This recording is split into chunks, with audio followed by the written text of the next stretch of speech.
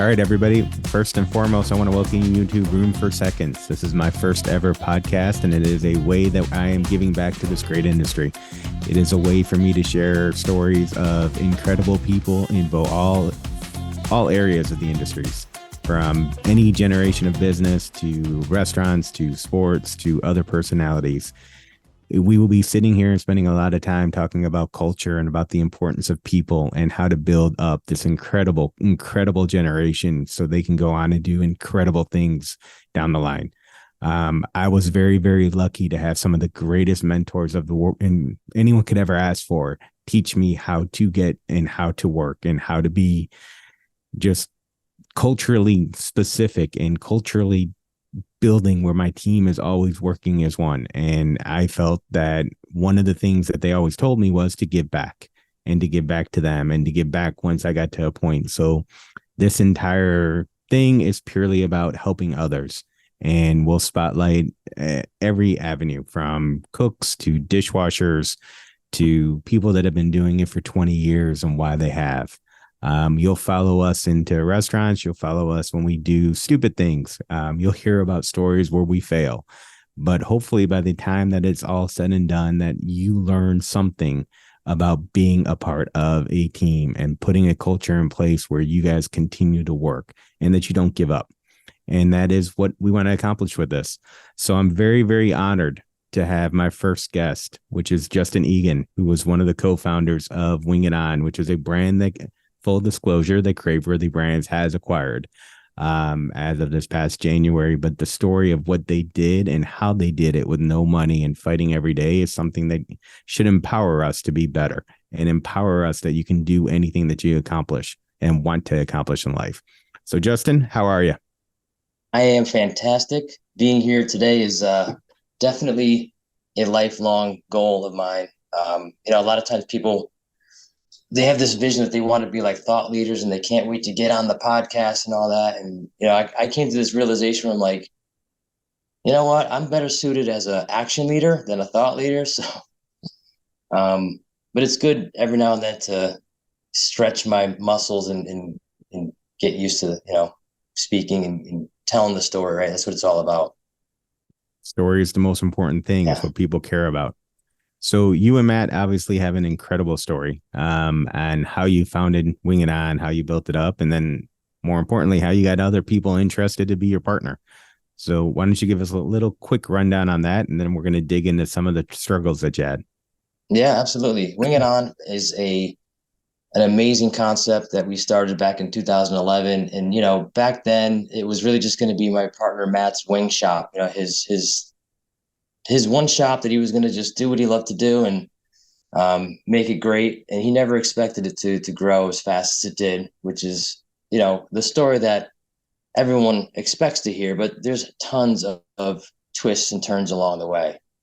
I remember being, bright-eyed and full of hope about how this brand was going to get going. We were sitting in a coffee shop thinking of just the names of the thing. He brought me in just to do like the advertising and the marketing for the brand. And he was giving me his business pitch and I was zoning out on my phone and he thought I was ignoring him. And he's like, "Did you hear anything I just said about this amazing business plan that's going to make us a bunch of money?" And I'm like, yeah. So I was on GoDaddy.com trying to find domain names of brands that I thought could scale. So Wing It On was available. And I just said, "Hold on, Wing It On." And he's like, "Wing It On, let's do it. It's great." So we locked it in and it was off to the races since then. What's amazing about that is that I spend so much time when we develop brand names that it transitions and, thought leaders and having other people's opinions and all that. And then you guys just got it like that. And the Yes. name is so badass and fits. I mean, again, it was like a story too good to be true. Yeah. So what I love about Wing It On, what I was able to bring, I think, so much energy to it, even at an early stage, is because it's something that came from me. It was something that we created ourselves and we didn't have to, it's like the opposite of corporate America. You go to corporate America every day to punch a card and do your job and figure out how to keep your bosses happy. But in this space, I was actually like a creator, a master of my domain, so to speak. And I think that gave me such a special bond with this brand that it's always going to be part of me. But we were able to do some amazing things like that because we didn't have any of those restraints. We could be creative. So when you guys started, you guys were all hats. Every hat in the company had to be you all. What about the Correct. struggles when you guys couldn't pay bills or didn't know how you're going to survive from week in to week out? Because everyone gets into this business and thinks that it's going to be a home run and that Yeah. you're going to have more money than what you need to do, than what you know how to operate. And what the reality is that it's hard. Very hard. So, and nobody ever talks about how you got through those type of things. No, I will first and foremost give amazing props to Matt and Sarah, who, from a financial perspective, was able to just keep a amazing pulse on the cash flow and make sure that our bare minimum requirements were taken care of, and that we didn't have two nickels to rub together, really afford a lot of stuff or really invest big in a lot of the things that we wanted to do.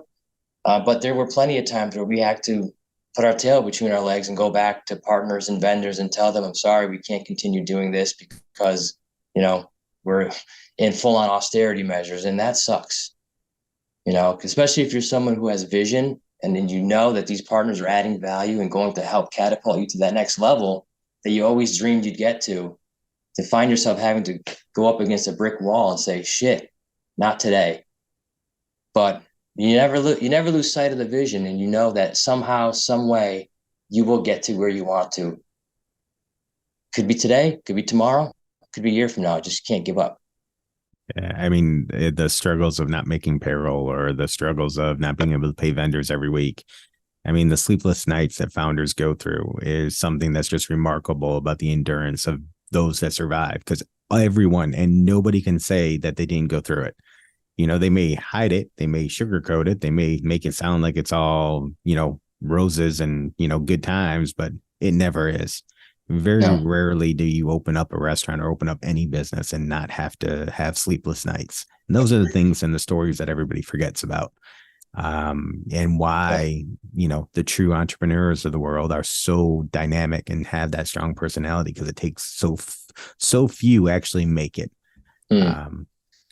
So when It's you guys funny. were first, so when you guys were first dealing with franchisees Yeah. and you had your first run in, because obviously you have one corporate store, Yep. and that sort of built everything off of it. But when you had that first sale, what attracted the franchisee to you all? What made it a proposition that they actually thought it was a good idea? Well, the first franchisee was actually somebody that was close enough or friends with Matt, and he was able to, share with him what he was doing and got him to agree that it was something he wanted to do. And it actually wasn't a bad deal for the guy. He opened up on Central Connecticut State University's campus, and it was actually an amazing store. So he had actually a good experience. It wasn't until we started going to franchisee number 2 or 3 where we were kind of like outside of our network and actually attracting people to come on in and invest, that we started to see how much of a grueling game this franchising is. It's not something that you could just say, hey, we're going to grow through franchising. We got our franchise applications. We got all the legal elements locked down. Now it's like you're nothing to nobody. You have to still prove yourself. You only have 2 people in your corporate team. How in the hell are you going to pull this off? So I think that the people that got in our system early on who are no longer in our system is for a good reason. They maybe didn't fit with us at the point in time, or weren't the right franchisees to scale the business to where it needs to get to. Early on, you get people who have, money to spend and just looking for opportunities. They're not really vested in it. They don't know how hard it's going to be to get involved with an emerging franchise, or so the relationship ends up fizzling out. The locations don't last. If you have franchisees who understand that it's going to be a struggle and are in it and will be there to back you up, and you can build a solid enough relationship with them, that's amazing. But even that's not going to get you to 500 units either. You have to get to that point where you're at the tipping point. You have a great product, you have low cost of goods sold, you have team of people helping with all the problems, putting out all the fires, right? And then you can start to see things coming into your favor. And then you still got to work 10 times harder. Because one thing I've always found, like, once you think you've made it, you've actually just unlocked another level that makes you have to work 10 times harder. And that's what franchising is like. It's like this stepping game that you just have to just keep navigating and just be relentless. So you talked about franchisees that are no longer in the system, and Yeah. obviously everybody has that. But what would you do differently today with those first couple that you sold to try to find better franchisees, or how were they not a cultural fit for you and the brand that you were trying to build? Well, I mean, we were, two young guys with a great concept. We loved what we were doing. The idea that somebody was going to come in here and just do everything that we said was naive on our part, So the folks that got involved were folks that actually, maybe they were kind of like sharks in the water. We didn't even know it. They were going to try to maybe bastardize the brand a little bit, do things their way. So I think moving forward, you understand, like, just because somebody has money and has experience doesn't mean they're the right fit. You have to actually vet them a little bit further. Understand that, we don't know what we don't know.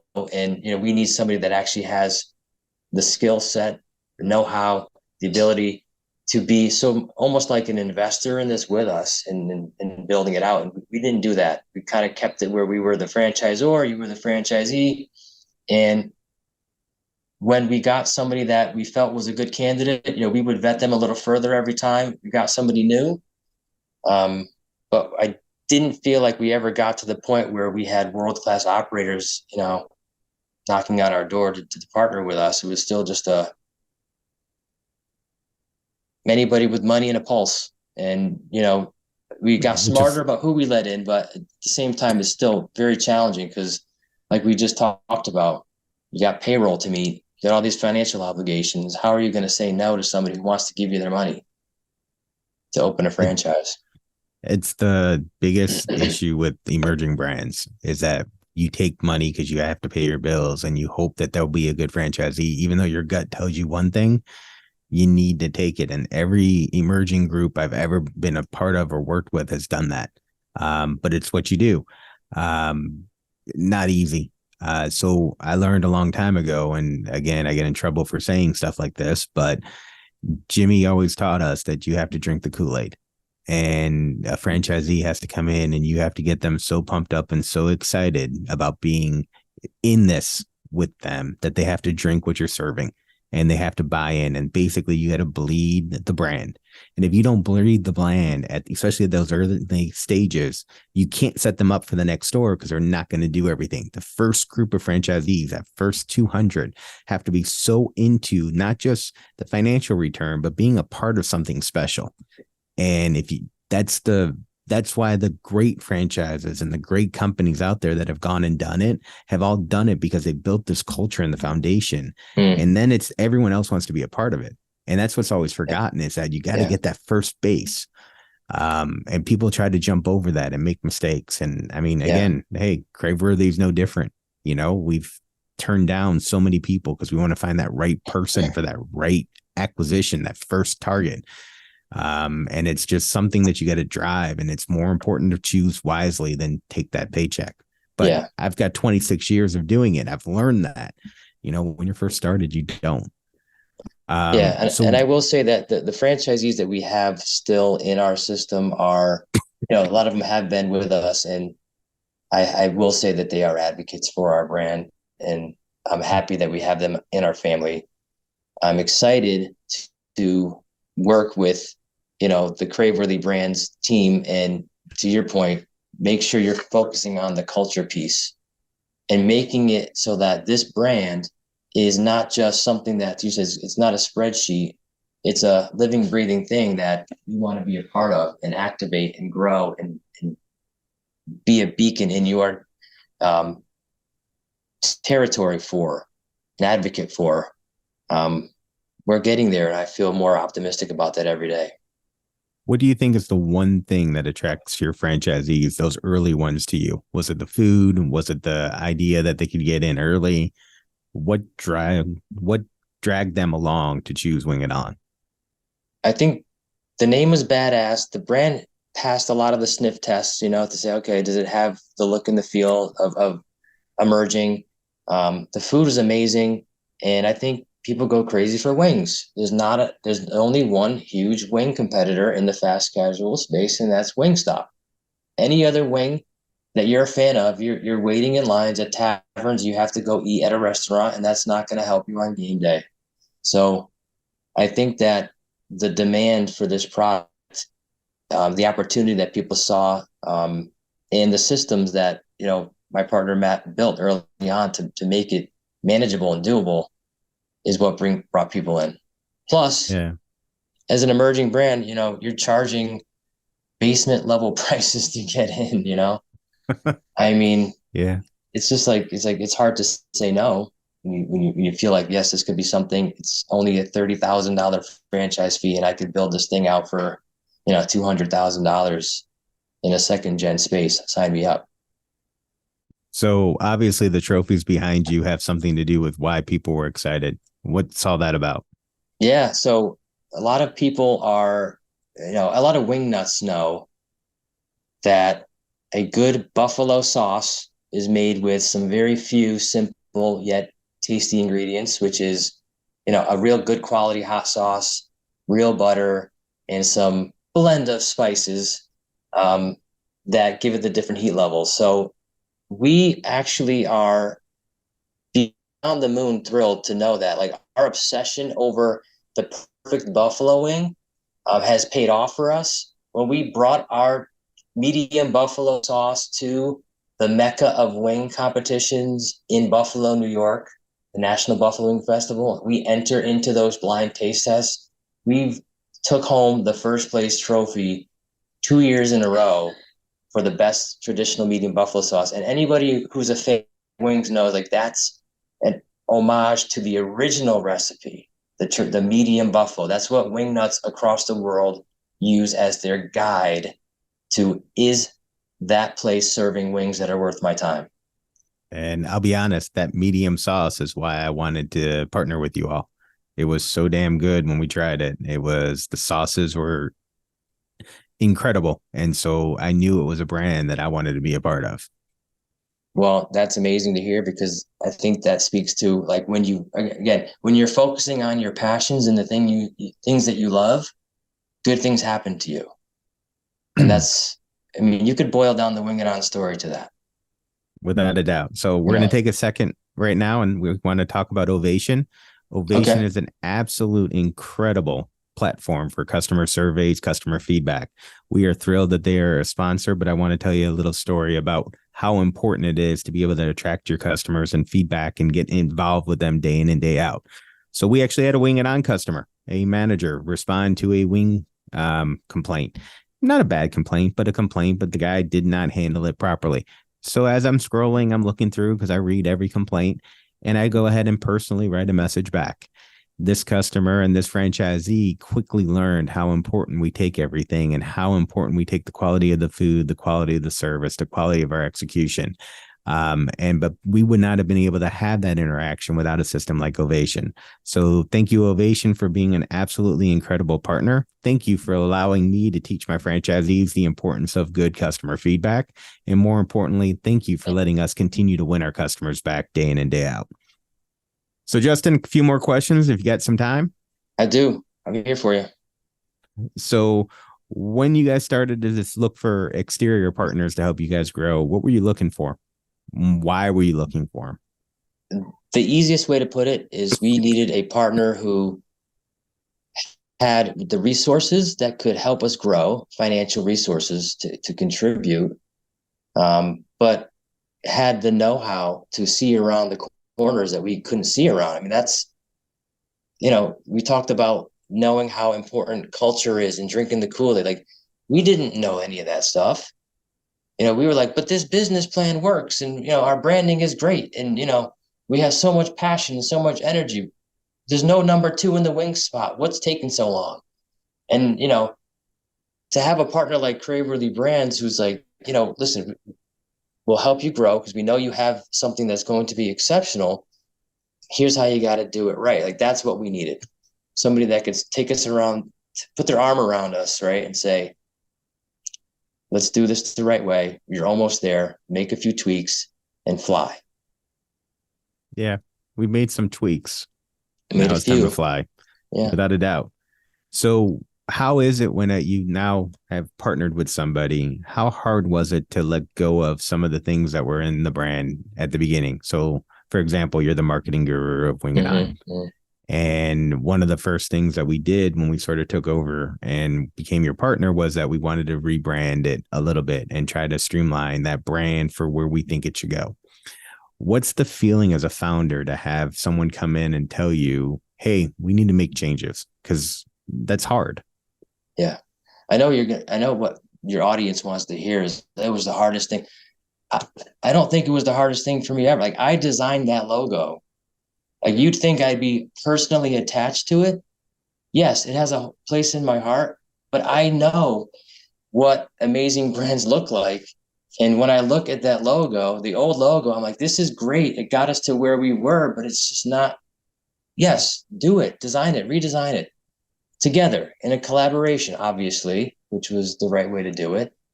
But I thought that it was time. Honestly, it was time. So I'm actually surprised by that.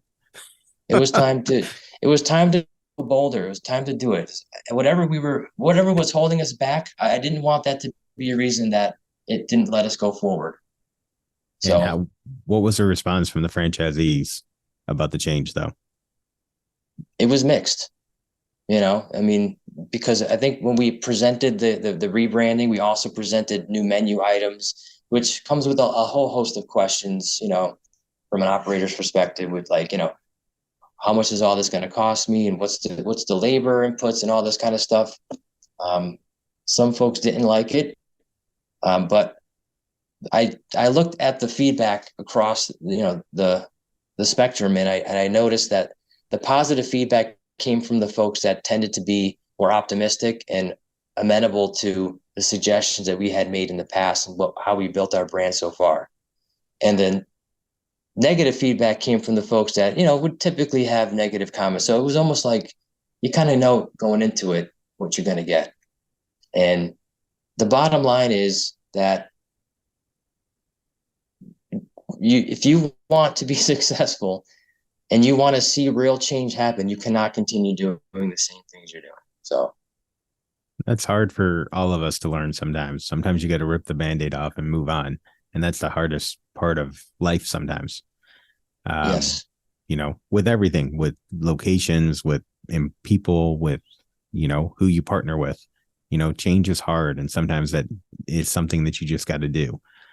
The logo was what we thought gave us a reason to talk about and a reason to drive the fact that you guys have won awards and sort of be a little cocky son of a bitch compared to our competitors. And we definitely think that logo did that. 100%. Our messaging, our branding, it has evolved over time, and you could still see a ton of influence from the original branding in what it is now. Like "Chicken Like a Champ" was a great tagline.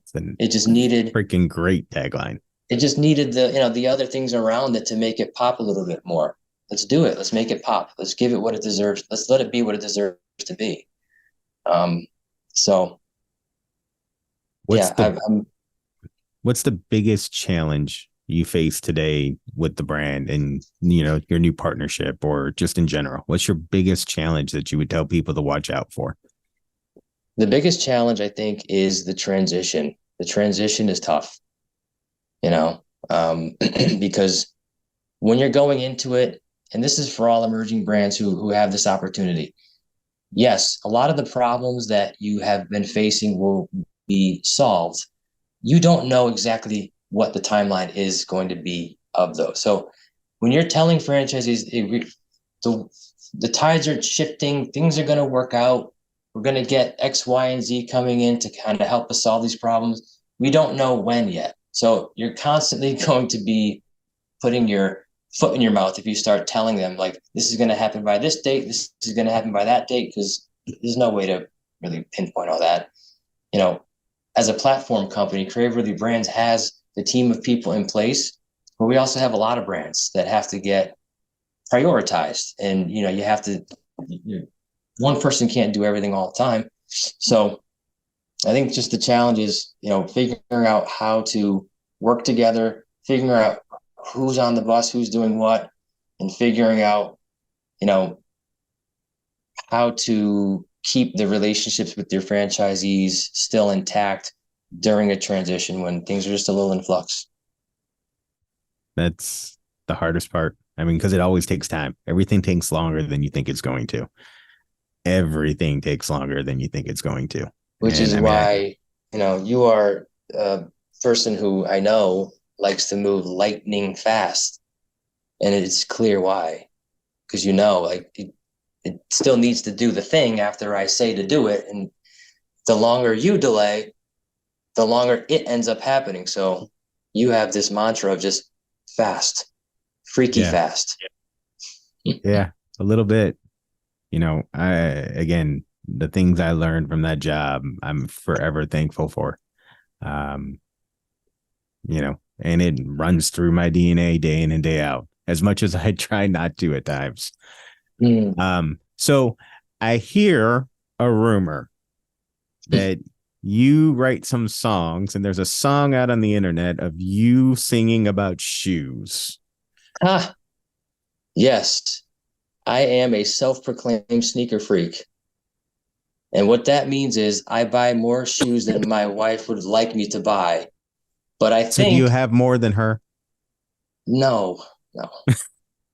If you asked a real sneaker freak, they would probably open up a room with sneakers everywhere. That is not me. I like, you know, when I see a pair of Jordans that really catch my eye, I'm like, I gotta get those, and I'll figure out a way to get them. But okay, so what's the song about? The song is called Sneaker Freak, and I wrote that song probably about 7 or 8 years ago, which was an ode to, you know, the mentality of a sneaker freak. Doesn't matter how much they're going to cost, you're going to get them. Doesn't matter how much they cost, you're going to wear them. Or some people might just preserve them in a airtight container and never put them in a glass case. Like, you just got to wear them balled out all day. So I want the song as your ringtone when you call me. Okay, I will send that to you. But I laughed so hard when it was sent to me the one night. It was like the perfect pick-me-up. Listening to this, like, what? What is this white bald man doing with auto-tune voice on his track? This is insane. It was priceless. So yeah, that's my my other hidden talent. I do like to write lyrics and record myself. Yeah, that's awesome. Well, that means I just got to find more work for you to do. There you go. Well, Justin, thank you very, very much. We're about out of time. So again, I appreciate everything you do for us. I'm thrilled the fact that I can call you a coworker and a friend now. So thank you. Thank you. I really appreciate the opportunity. And I know that it means a lot to me to know that, you know, I'm a big believer in like building the life that you want to have for yourself. And I feel like sometimes people get lost in the details of what's owed to them, you know, and that to me is a waste of time. I just feel like if you just continue to do what you were meant to do on this planet, good things will happen to you. And that's where I feel like I've fell into here. So I'm very thankful. Well, thank you. All right. Well, thanks, you, everybody. Greg. Thank you for joining my first ever episode of Room for Seconds. We'll see you guys next week.